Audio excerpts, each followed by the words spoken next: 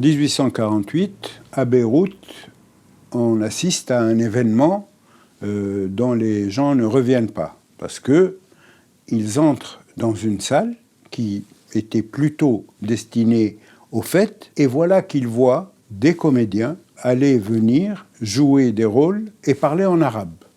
Mais que parlent-ils, ces comédiens?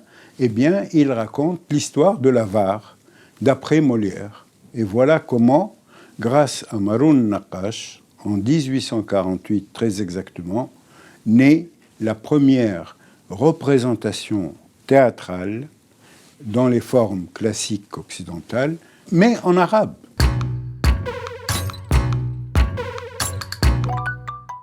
Pourquoi en 1848? Tout simplement parce que c'est le moment où la société arabo-musulmane, les sociétés arabo-musulmanes, vivent intensément la déchirure que leur inflige la colonisation.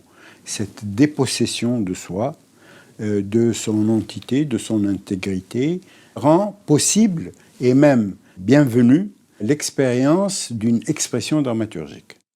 D'abord, on aura des traductions, mais après, on va avoir un effort d'adaptation. Il y a des adaptations remarquables de l'école des femmes, par exemple, toujours dans la lignée molièresque. Pourquoi Molière? Parce qu'il traite de problèmes sociaux et de problèmes qui sont un peu universels.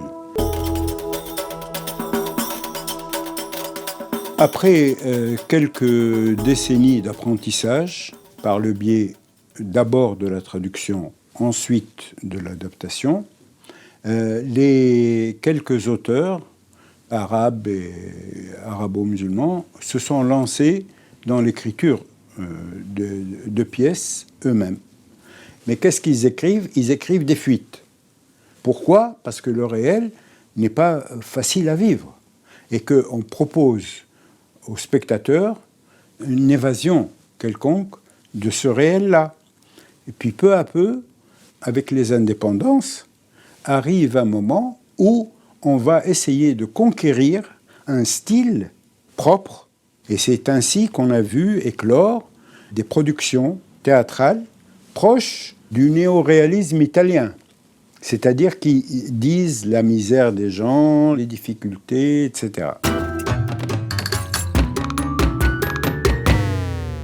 Ce passage à la vraie appropriation d'une écriture et d'une expression a abouti actuellement à l'éclosion d'un théâtre que j'appellerais problématique, où on part du réel, mais on va au-delà, pour une lecture complète et problématique de l'homme dans sa société.